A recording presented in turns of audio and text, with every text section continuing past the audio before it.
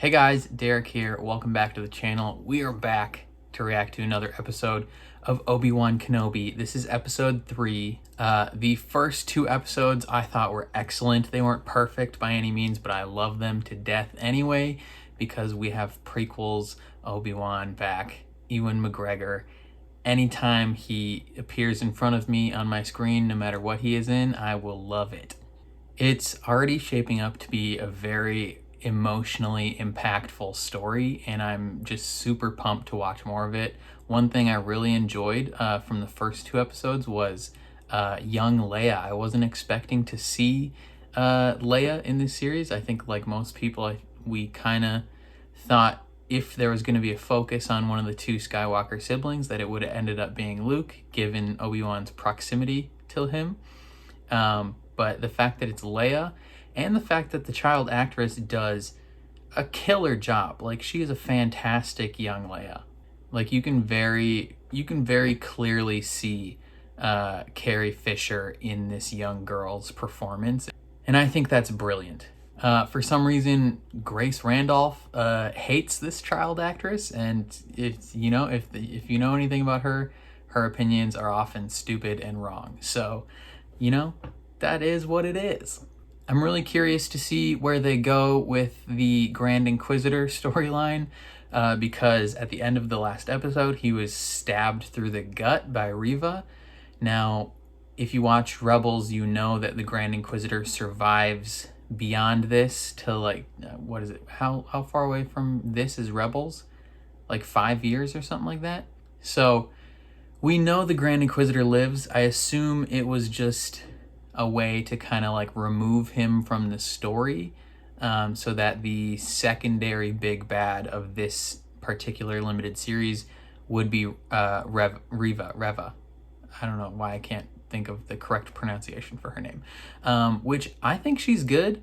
One thing that I saw is, I didn't pick up on this when I watched the first 2 episodes, but I saw online after, is a lot of people think that she is one of the little younglings that we saw at the very beginning of episode 1, the one that was protected by their master and died, and we don't really see what happens to them. I've seen a lot of theories online that think that she was one of those younglings, and that's part of the reason why she wants to find Obi-Wan, because she wants like revenge, or she wants to get close to Vader so she can take revenge against like her oppressor or something like that. One thing that is very unfortunate, but also typical Star Wars, is the toxic fan reception. Star Wars has long had a history of being, one of the most toxic fandoms online for any sort of property at all, which is really unfortunate because, Star Wars is for everybody. Everybody should feel like they can watch Star Wars and enjoy Star Wars, and everyone should feel like they can be represented in Star Wars in some fashion. So it's really unfortunate that the actress who plays Reva has received a lot of vitriolic racism directed towards her from the toxic side of the Star Wars fandom. So much so that like the official Star Wars account has posted things about it saying like racism sucks, like don't do that. And Ewan McGregor himself posted something on his Instagram, denouncing any Star Wars fan who directs that type of thing towards her. So hopefully this does not go the route of Kelly Marie Tran, who was like viciously bullied off of Instagram by that certain sect of Star Wars fans. Jake Lloyd, Ahmed Best essentially had their lives ruined by Star Wars fans. Daisy Ridley, even though a lot of people enjoy her performance, she was bullied off of Instagram for having opinions that disagreed with certain amounts of Star Wars fans. So like this fan base, as great as the 99% of us can be, unfortunately the 1% is very, very vocal and very horrible. So if you know, you may not like the character of Reva. I mean, I think she was specifically written in a way where we're not supposed to enjoy her or like root for her, right? Like she's the villain, and it's clear based on her performance that there's something more underneath than just a regular Inquisitor desire to hunt Jedi, right? She has a personal vendetta, and that comes through in the performance, and that, you know, I feel like that's blatantly obvious. And anyone who's trying to like attribute that to bad writing has never actually seen bad writing. But, you know, you can enjoy her character or not, you can enjoy her performance or not, but if you are someone who's going to be directing hatred, especially racist hatred towards this actress, you are no fan of Star Wars, you're no fan of mine. If you're watching my video, get the frick out of here. I don't want you here. You suck. But moving past that, the end of the last episode had Obi-Wan learning that Anakin Skywalker is in fact alive, and then we had a smash cut to Hayden Christensen in the bacta tank with all his scars, and it was just a crazy end of the episode. I very much enjoyed it. Super enjoyed Kumail Nanjiani. Hopefully we see more of him. But I'm pumped to jump into this next episode. It's kind of crazy to think that after this episode, we're halfway through this season already. I wish these, you know, seasons were longer. I think that's something Disney Plus needs to work on, is not having 6-episode seasons of shows, because it just takes, you know, it takes forever to make them, but then it feels like they're gone in 2 weeks. So hopefully they can deliver going forward. Before we jump into this though, if you end up enjoying my reaction, please leave a like on the video. That means a ton to me. If you're new here or you find yourself coming back often, hit subscribe and ring the bell so you're notified when I upload. Especially if you want to see me react to more Star Wars content, because I'll be watching Andor when it comes out. I'll be watching Bad Batch Season 2. I will probably be watching Star Wars Visions Season 2. I watched some of it when it came out initially, but it wasn't doing super great on the channel, so I kind of paused that. But if that's something you're interested in me picking back up, definitely let me know. And then if you want to see the full uncut version of this reaction, consider supporting me on Patreon. Your support over there would mean the world to me. But other than that, let's jump into episode 3 of Obi-Wan Kenobi. If anyone asks, you're my daughter. Granddaughter, maybe. What? Nothing. People annoyed that this 10-year-old character acts like a 10-year-old are dumb. Like, if 10-year-old characters should not be written like they're 17. You know, that's not how good acting and good writing works. A 10-year-old character should be written and should act like they're 10. Whether that results in you being annoyed by them or not, that's just the way it should work.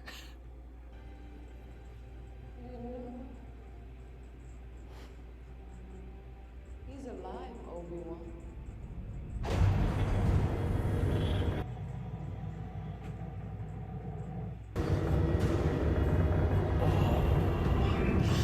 All those burns.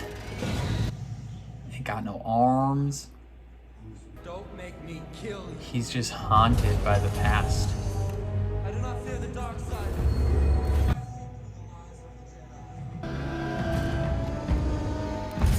Help me, Master Qui-Gon. Give me strength. This suiting up sequence is already so cool. Anakin Skywalker is alive.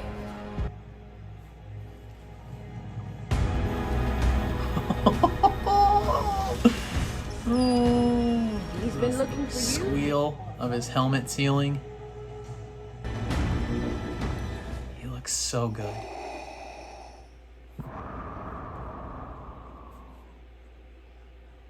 He's coming, Master. Yeah, he's coming after you. And I think that's Hayden in the suit as well, which is pretty cool. I wonder how much he spends in the suit, or how much is a stunt double. Where is he? James Earl Jones. He will pay for the Grand Inquisitor's... The Grand Inquisitor means nothing.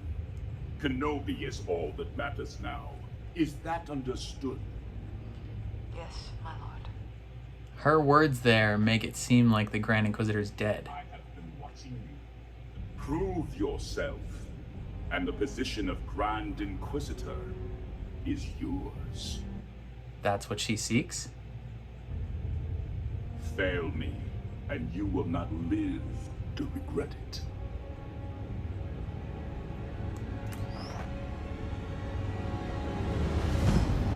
I wonder if maybe that, if her words mean that he's dead, does that open up the possibility of like a clone of the Grand Inquisitor, or like would they just be retconning Rebels? Hopefully not. Rebels is dope. Use force on it or something. That's not how it works. That's not how the Force works. The force. What does it feel like? She wants to know if what she's been feeling her whole life is the Force. Oh, and he fixed her droid. What is this? Looks... I can't tell where that is.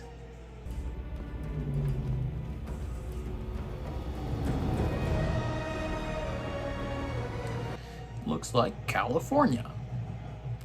It's under Imperial control, so that's not good. Why would he lie? People are not all good, Leia. A little bit of a short temper there, Obi-Wan. Ooh.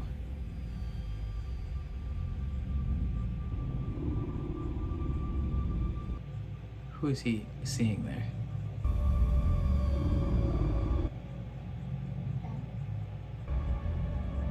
Was that Anakin? He looked pale and like burnt up maybe. Was he seeing Anakin like in Jedi robes? Because he hasn't seen him as Darth Vader yet, has he? So that would make sense if Anakin would appear to him in Jedi robes, but all like scarred and burnt up. I will get what I deserve, third sister. And so will you. They both think they deserve something. I certainly hope so. What does she truly want, though? Can't just be a position of power, right? There's got to be something deeper.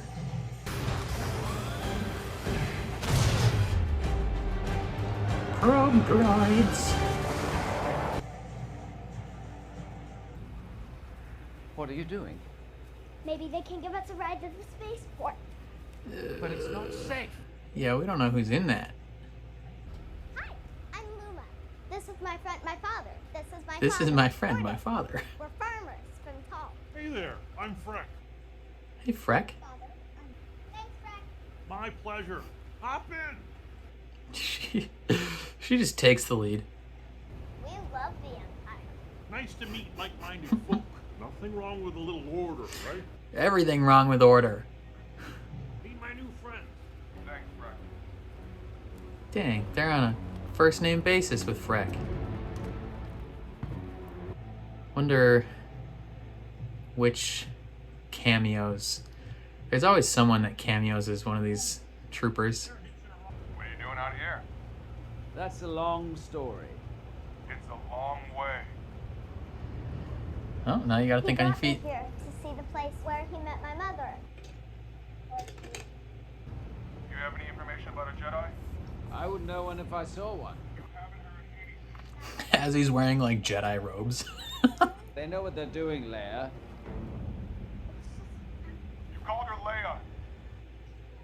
It's a nickname. She wants to be like the princess. I thought her name was Luma.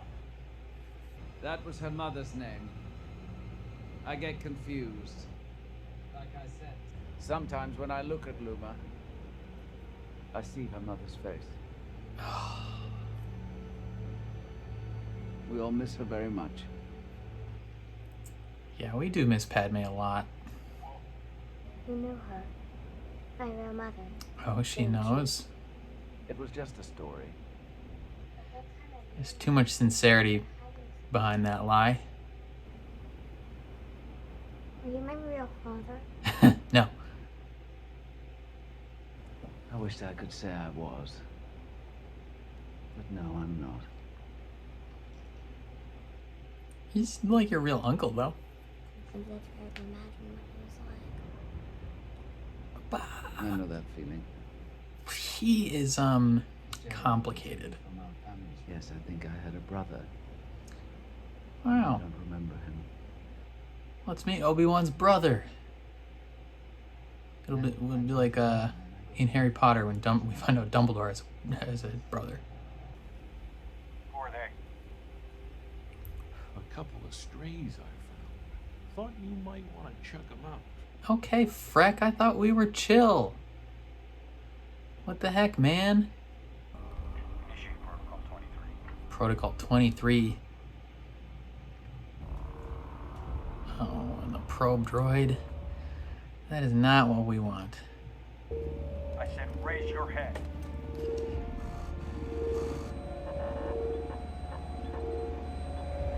Will it recognize him?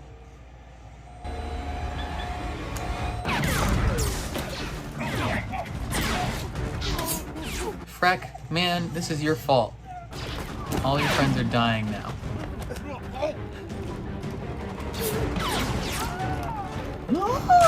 Oh my god, that guy got cut in half. Oh, shoot, dude.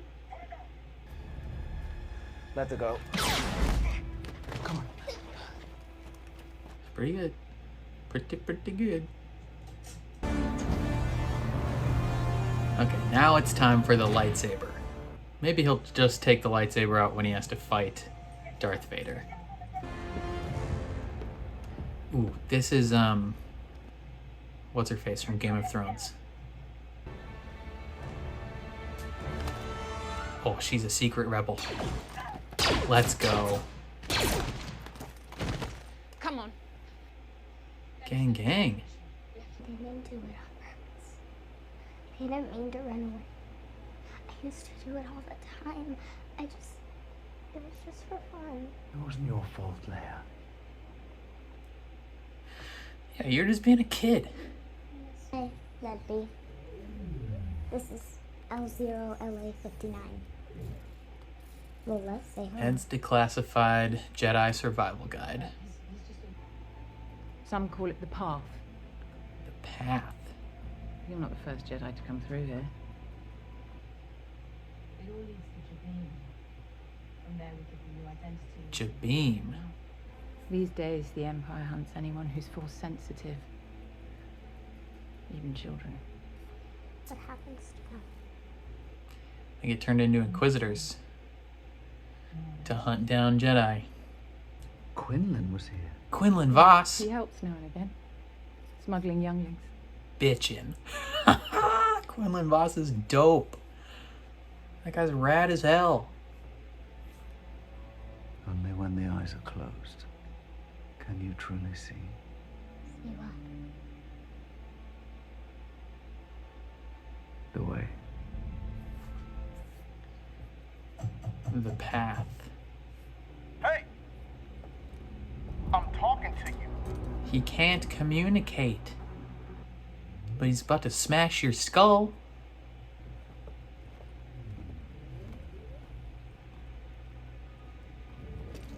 Dang it. I wanted Ned to be violent. She's getting inspired by this lady. Gives me a faster draw. Can you teach me how to shoot? Leia. She doesn't need to learn how.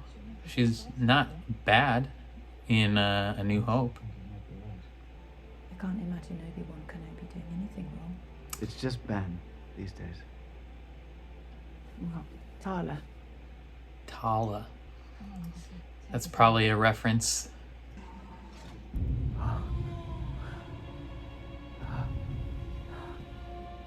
Ben?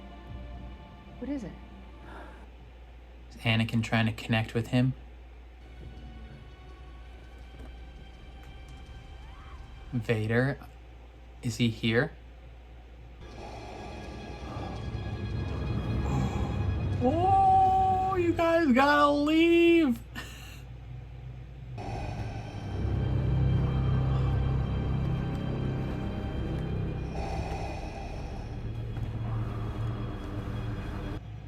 They don't even have to show him in his like full entirety and he's still intimidating.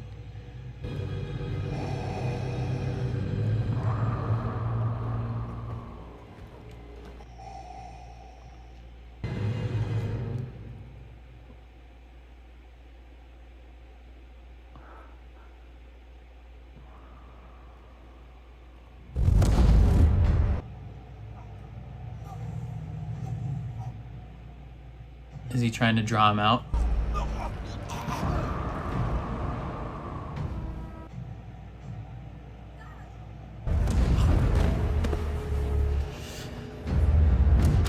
Oh. He just snapped that dude's neck. Oh no.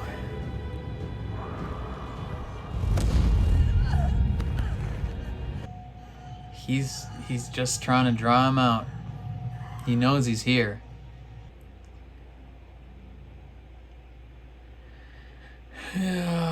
Is he drawing him away from the town? Figure, like, if there's gonna be a fight, might as well be away from people. Oh, they fight here in the concept art on that little thing. Oh. Oh.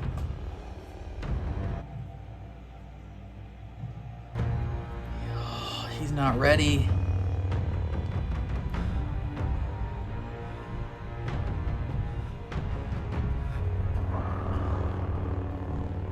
He's not ready for the fight. He's still afraid to fully go back into Obi-Wan mode. Cannot run, Obi-Wan. Oh. Now he lights it up.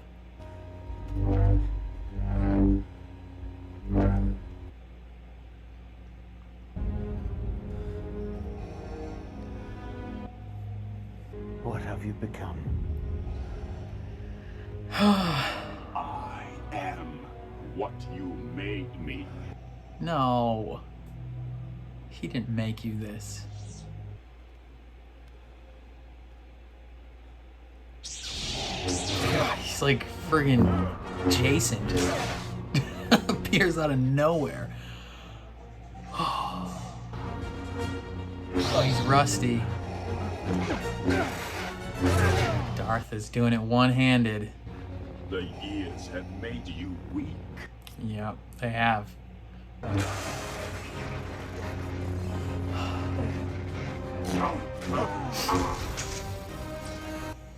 He's only using one hand.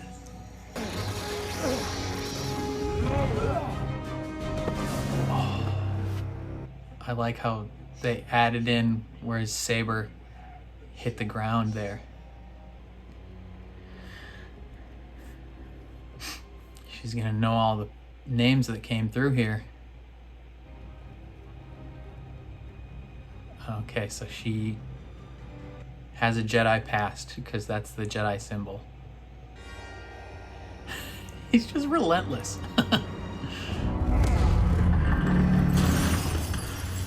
Money. Is that money? What is that? Why did he do that?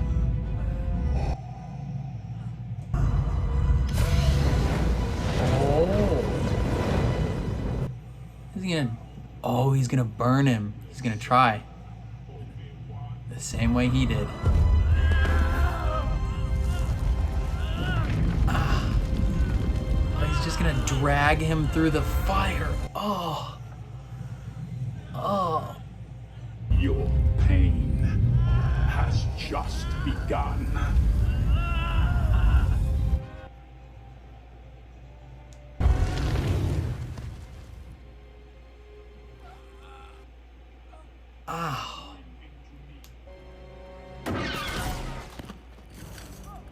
he doesn't even turn. He doesn't even care about her.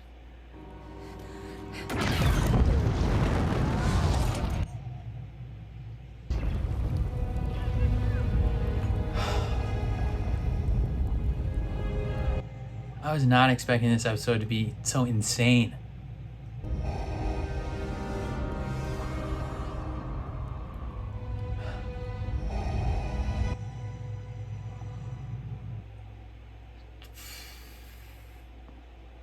Dang. Straight up dragging him through the fire. Don't be afraid. Please be someone cool. Are you the one I'm supposed to meet? No, that's probably Riva. Oh, I'll take you from here. no. Ah. How did she know? Oh, and that's the end of the episode. Frick, dude. Oh, man. Darth Vader is a menace. Oh, he's just relentless, and it just shows how strong his hate has made him versus, you know, Obi-Wan's been out of the game for 10 years. Like, he's trying with two hands, and Darth Vader just one-handed, like, not even actively trying that hard. He's just, like, so confident that he's better than Obi-Wan.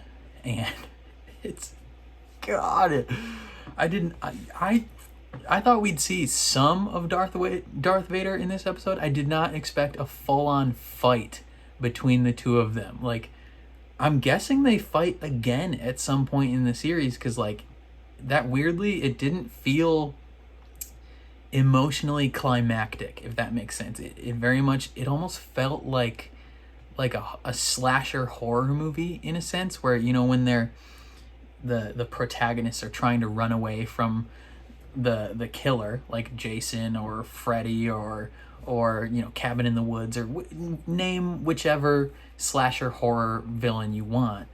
Like, they're just trying to run away, trying to survive, and every way they turn, everywhere they go, like, the villain is just calmly following them and sneaking up on them, surprising them. Like, that's what Vader felt like in this episode, was just a relentless force.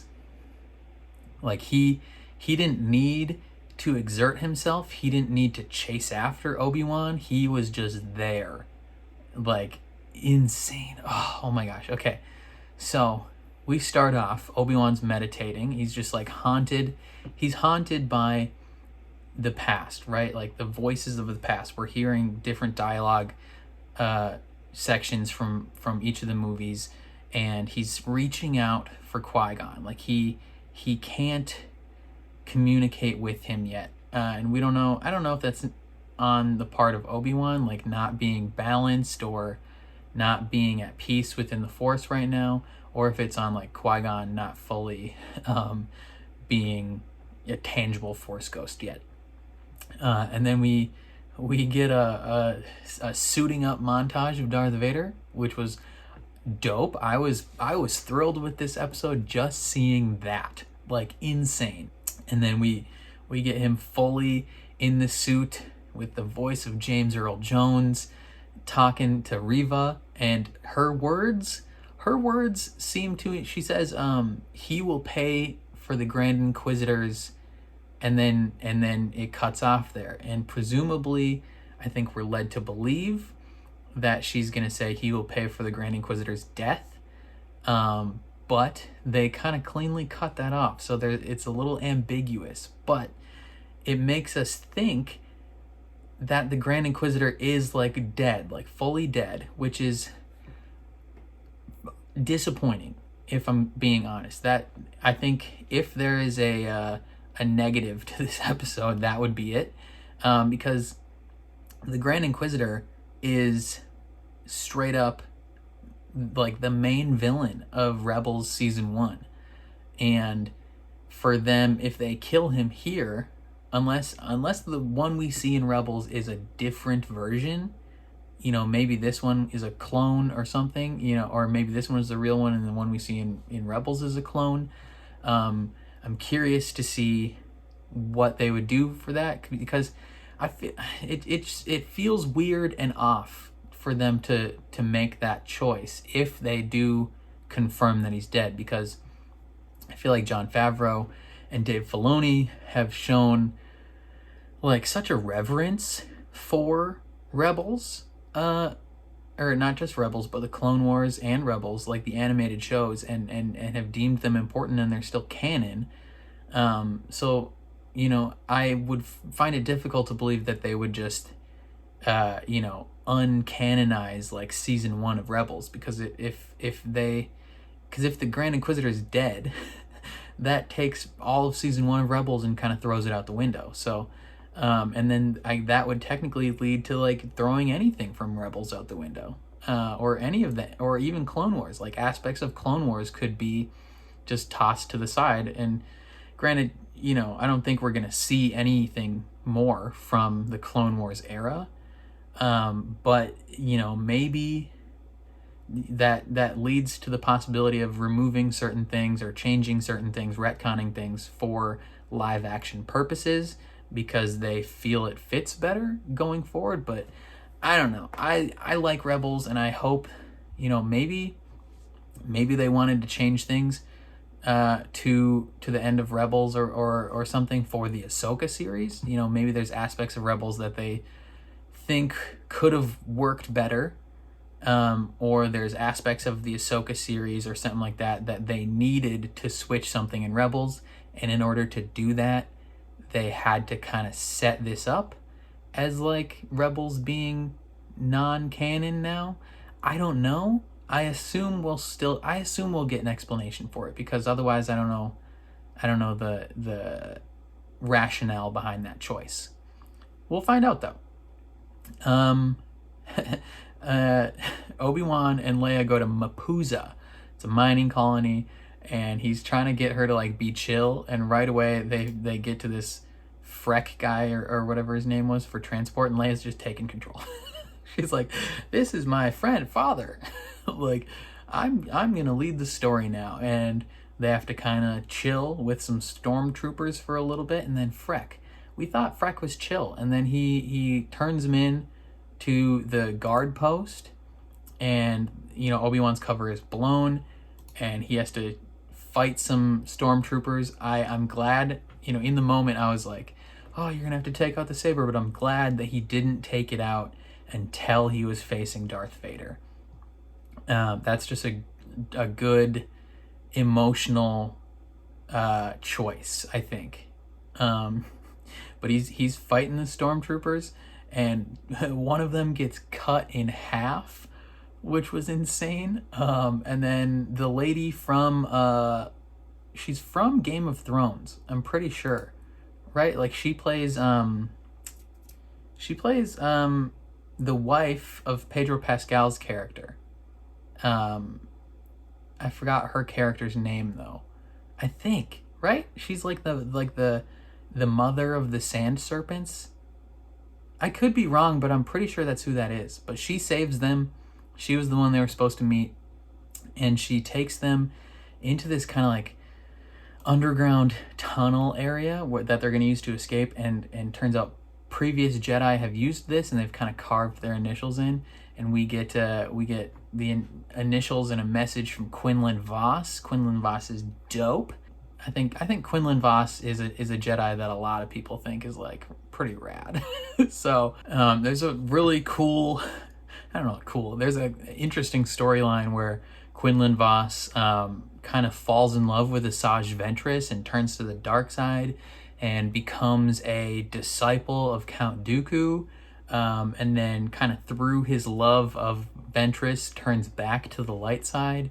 And it's wild. It's very interesting. I wonder if that'll and Obi-Wan is kind of like involved in a lot of Quinlan Voss's storylines, so it'll be interesting to see like maybe we see him at some point, or what might happen, because she said, what, Tala or whatever said that he is often involved in kind of smuggling a lot of these force sensitive people, so it'll be interesting to possibly see if Obi-Wan reconnects with Quinlan Vos. But overall, that's just really cool that that Quinlan Vos is kind of confirmed alive, and he left a message of only when you close your eyes can you see the way, or only when your eyes are closed can you see the way. And I wonder if that is, you know, what Obi-Wan will take and use that with, because you know, is he going to apply that to his meditation, trying to connect with Qui-Gon and figure out what he needs to what he needs to do going forward? Because it seemed like a fairly poignant message and quote, and Obi-Wan seemed to take it to heart. So I'm curious to see how that goes. But then the real meat and potatoes of this episode, friggin', you know, they're about to go into this tunnel, right? They're about to escape, and Obi-Wan gets hit with just this force, almost like he's got like vertigo almost, where he almost falls over. And right away you're like, oh, well, at first I thought might have been something with the tunnel, but then no, you hear screaming, and you know he's here. Darth Vader, he's quick with it, and he is here in town, and he's just calmly walking through town, just like killing people, force choking people, trying to draw Obi-Wan out. Like, he knows he's here. He knows he's in this little town. He just needs him to come out. And then from the 32-50 mark on, when he ignites his lightsaber and he's just calmly and methodically and scarily just following Obi-Wan and taunting him, calling him weak, you know, it's just, he's like, you can't run. Like, it's crazy. And Obi-Wan finally ignites his lightsaber, and they battle. They kind of spar, you know. It felt weirdly reminiscent of A New Hope, where it was kind of just slow and methodical fighting there, where, you know, at this point, Obi-Wan, he's just trying to survive right now. He's not ready for this fight, either physically or emotionally. Like, he did not expect this to happen so soon, and he just isn't ready. He isn't ready for this fight. Meanwhile, Vader has been preparing for this fight. He has been fostering his hatred for this fight, and he's going at him one-handed, just like actively not trying to kill him, because he wants him to suffer. And then he sets those rocks on fire and drags him through the fire. Like, he wanted him to burn, like he made him burn. And it's just like, ooh, oh my God, like, just brutal. And then Tala steps in to kind of separate them. You know, she shoots an exploding thing, creates more fire, and Vader just doesn't even acknowledge her. The stormtroopers are kind of shooting at her and trying to get a hold of the situation. He's just staring straight ahead, just like his hatred is fostered on one singular person, and he doesn't care about anything else, because nothing else can stop him, right? Like, anyone else, like, if she tried to shoot him, he would stop that bolt in midair. He was so menacing and so cool, and it was rad as hell. I loved it. And now they got to get away. Well, actually, now they got to save Leia again, because Reva killed the pilot. I was hoping we were going to see a cool cameo by, like, Hera Syndulla or something, or, you know, the pilot from Rogue One. But actually, I don't know if he would be able to, because didn't he defect? I think he defected from the Empire. I don't remember. But no, it was just going to be a regular pilot, and Reva kills him and presumably takes Leia. And I wonder what that would mean, because if she brings Leia to Vader, like, would he, right? Like, because he first meets her in A New Hope, I think. I don't remember quite all of the dialogue from when they encounter each other in A New Hope, and then they destroy Alderaan. But I thought that was the first time they met, so I don't think she'll end up taking Leia to Darth Vader. I think she's kind of a maverick. She kind of just does things on her own. So she might concoct another plan to get Obi-Wan, because she knows Leia was able to draw him out once. So using her again might be a prudent option for her. Who knows? But we also did get a little hint here about her past, where she touches the Jedi Order symbol that's carved into the wall, and she looks almost sad, but then gets angry, which I think probably confirms the fact that she was that disciple, or that the Padawan that we saw at the beginning of episode 1.